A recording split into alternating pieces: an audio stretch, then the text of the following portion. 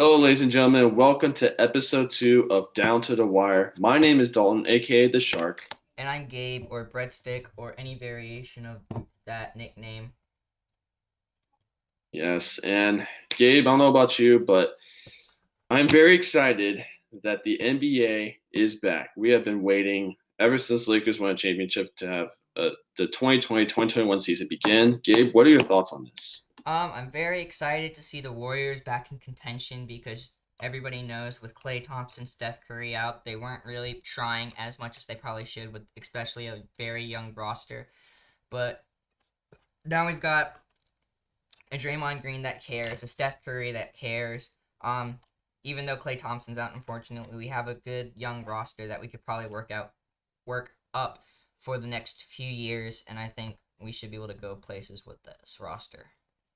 Nice, I like it. I like it. So, so I'm gonna stop somewhere. We're just get right into the episode.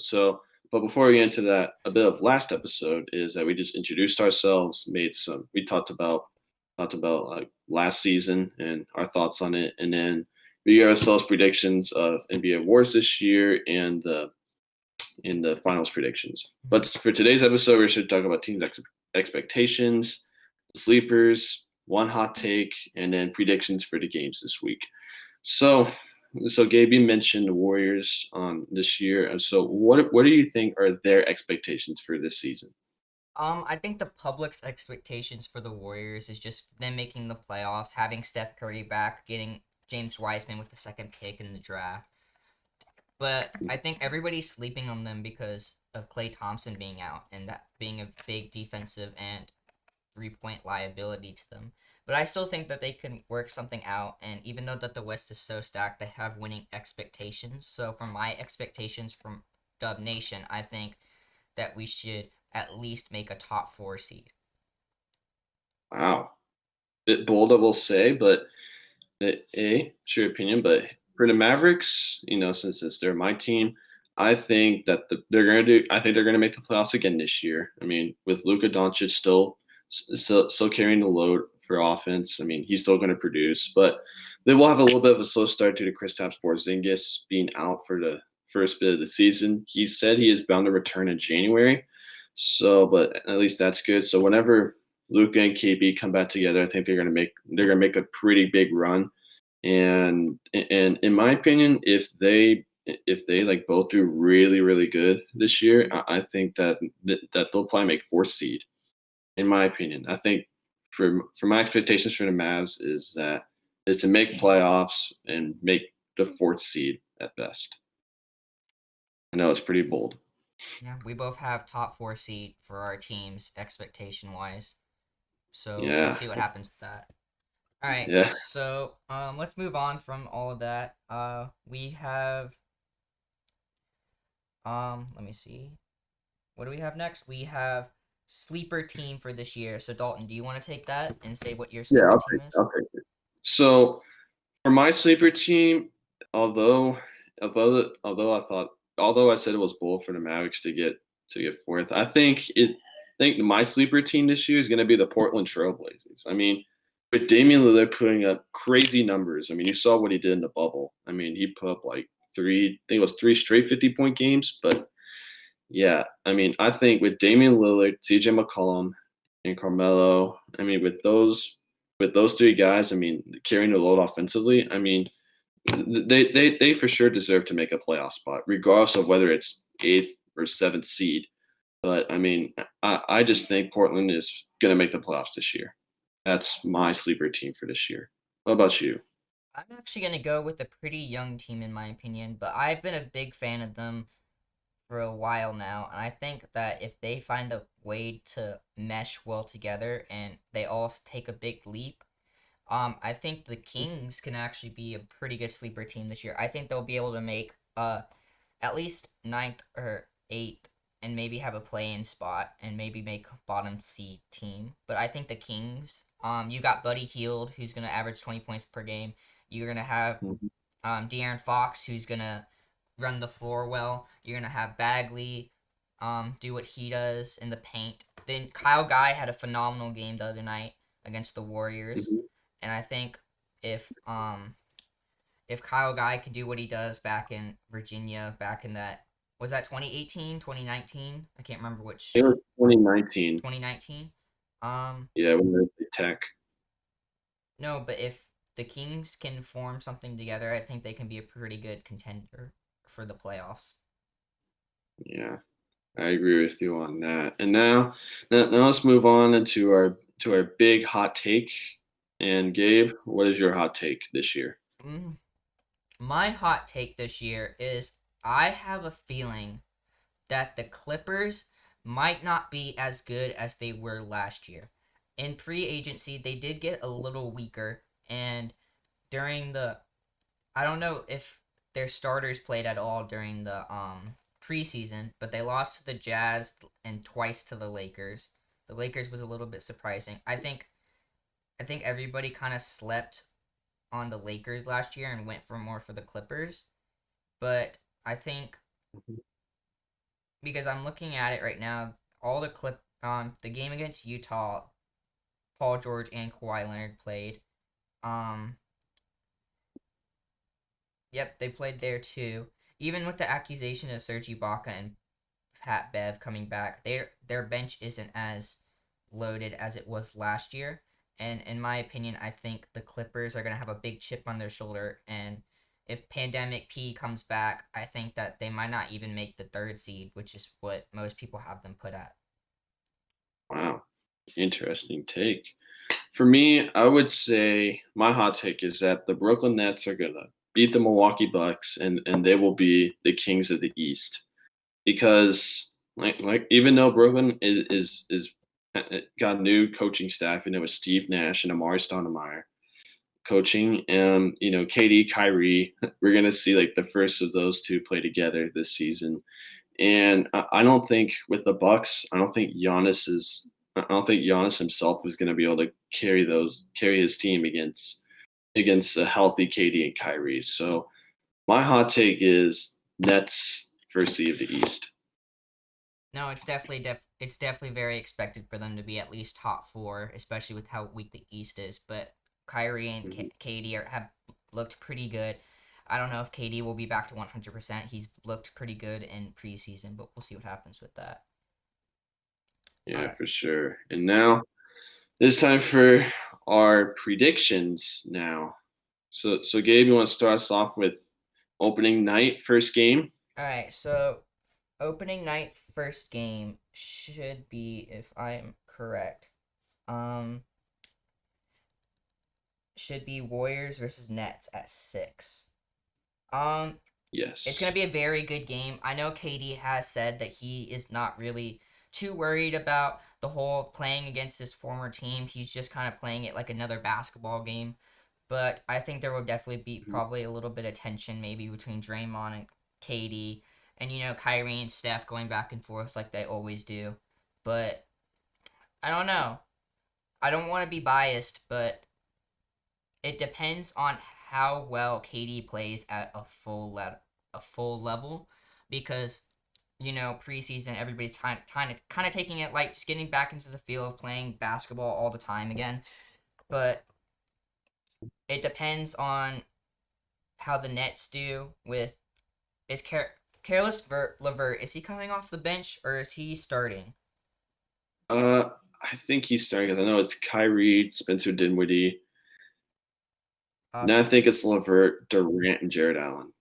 we've got But I could. we got Kyrie Irving at the 1, Spencer Dinwiddie at the 2, Mhm. Joe Harris at the 3, Kevin Durant at the Oh, 4, and DeAndre Jordan at the 5. Then Shamit off the bench with Levert, Prince, Green, and Allen. It's a really good. I think uh, that's a really good secondary too. But it's all gonna depend if Joe Harris can hit his threes, Spencer Dinwiddie can run the floor when Kyrie's not able to run the floor. Um, how well DeAndre Jordan's gonna do? He hasn't played like himself back in Lob City in a while. And if Kevin Durant is hmm going to be 100% the player he was, because with an Achilles injury, most people don't come back the same. So there's a lot of factors going hmm into it, as well with the Warriors and just their lineup. Um, can Steph Curry average 30 a night like he did for like the last few things? James Wiseman's set to start this game too at center. how well is he gonna do? Only playing 3 games at Memphis. Kelly Oubre Jr. Hopefully he's gonna play well. 20 points per game like he's been doing. Andrew Wiggins needs to mold well, play his good role position, and Draymond Green, he's day to day with coronavirus, so if he doesn't start, then Eric Pascal will. But Pascal's pretty good too. I think Mhm. their depth is. Oh no, he's has been ruled out. Oh no, so Draymond Green is out for tonight. He's out with a foot injury against Brooklyn. So Dang. yeah, so Eric Pascal will start at the 4. I don't know much about Brad Wanamaker. We did get Kent Bazemore back. Kevon Looney's going to be a good big man for us. But I don't Mhm. know. I think I have the Nets coming out on this one. But this game is a big what if all around, which is hard to put a prediction on it. But I think the Nets have the better outcome of what ifs because they have a better depth to their lineup. Yeah, I agree with you on that. And then I'll take on the next one, which is the Battle of LA, Clippers and Lakers. So I'll start with the Clippers real quick. I mean, they still have Kawhi and Paul George. They still have those 2 stars. But like you said before, they picked up Serge Ibaka in free agency, which that helped them a little bit. Helped them space the floor. You know, and they're starting lap right now. I think it's Patrick Beverly, Paul George, Kawhi, Marcus Morris at the 4, and then Serge Ibaka at the 5. But I think the Clippers have gone a little bit downhill now. If you look on the opposite side, the Lakers, defending champs. I mean, in free agency they got better. I mean, they got Dennis Schroeder. They picked him up, which is very big because lost to Rajon Rondo, and then they picked up Marcus Gasol, which is a big pickup because like I said before, help space the floor. And then the former Clipper Montrezl Harrell, he's also part of Lakers too, and that was big for them as well. And then not to mention Wesley Matthews joined the Lakers, so the Lakers pretty much have them outmatched. I mean, Lakers just have more depth, so I think the Lakers are going to take this one against the Clippers. Yeah, not to mention, I just found out Marcus Morris is going to be out with a knee injury, and Nicholas Batum is set to play that power forward position. Ah, Yeah, so I see. that's Nicholas Batum's that's gonna be a little bit of a liability with Marcus Morris being out, especially playing against AD at the 4. Mhm. But Yeah, we shall see what happens tonight. Upsets can happen. I'm not saying they can't, but they definitely can happen. Um, yeah. I mean, I think the Lakers are more projected to win this game. yeah, the Lakers are definitely more Anyway. projected to win. And now let's go on to some of our Christmas Day games. So, Brooklyn versus Boston, and and we already talked about Brooklyn. KD, Kyrie. I mean, with those guys, it's going to be like as what ifs for them. And then for Boston, with them, they have Kemba Walker, Jalen Brown, Jason Tatum, and they picked up Tristan Thompson. And I mean, they got themselves a rebounder, so that's good. But I mean, with this one's gonna be a really good game because it's the Nets core, of KD, Kyrie, and then Celtics, which they have more like a big three, with Walker, Brown, and Tatum. And I think Jason Tatum, he's always gonna. I think this is gonna be like a really good year for him. And actually, I think I'm gonna think the upset will be pulled. I think Boston is gonna beat Brooklyn this game. I do want to remind you though, Tristan Thompson's on a day to day, so Daniel Thesis or whatever his name is gonna play the starting center position. Marcus Smart's gonna not come off the bench. He's gonna play this shooting guard.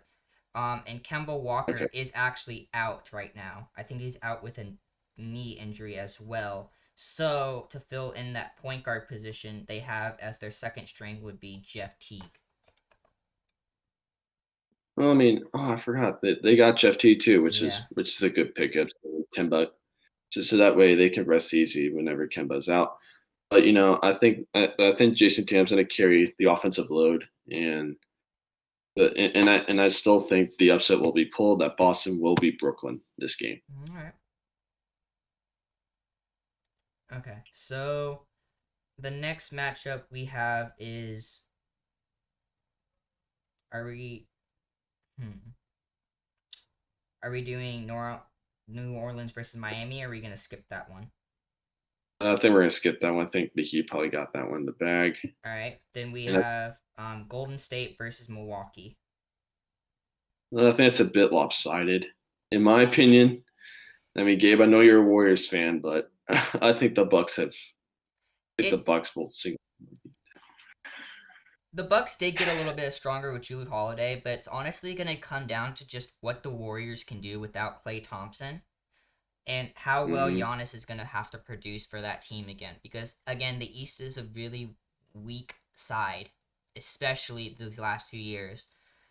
That's why I think he's been able to dominate so well. I think if you put him in the West, if you put his team in the West, I don't think they would be past like a fourth seed.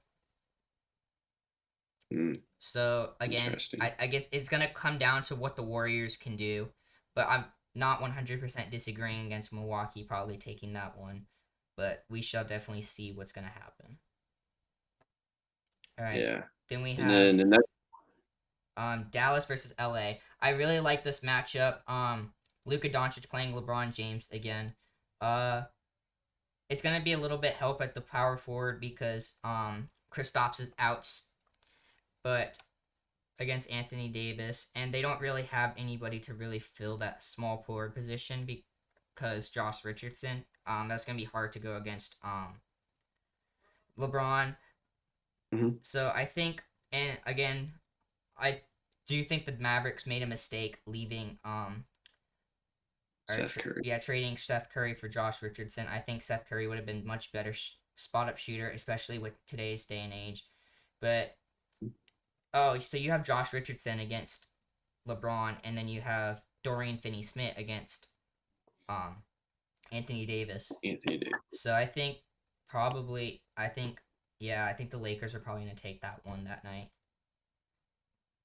Yeah, I mean, even though like, as much as Luca and LeBron battles are fun, like, because the Lakers have another superstar, obviously Anthony Davis. I mean, if Porzingis was in there, it would have made things a little bit interesting. But KP is out, so I think the Lakers will probably pull it off on this one.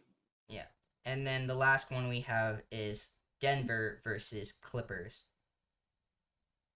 Denver has Ooh, that's gonna be a good one. Yeah, Denver has been a really, really good team the last few years. I've been a big fan of Jamal Murray ever since he dropped Steven Adams in that one game a couple seasons ago. I think it was 2018. Um Hmm. no, but yeah, they picked up RJ Hampton, MJ MPJ's gonna come back. Probably hopefully he's gonna play as well as he did in the bubble. Jamal Murray's gonna do Jamal Murray things. Jokic is gonna do Jokic things. They have Gary Harris for the three. Um again, I don't have high expectations for the Clippers, especially with that big chip on their shoulder. Depending on how Hmm. Pandemic P is gonna play, depending on if Kawhi is gonna be this year or last year Kawhi or Raptors Kawhi, then again I think they got a little bit weaker. So Hmm. I think Denver might be able to take this one. They just have so much more depth Yeah, to their lineup than the Clippers do. yeah. I mean, because with the Nuggets, I mean, like they have Bol still, and he's backing up Jokic. I mean, like, and that guy with his unreal 7'8" wingspan.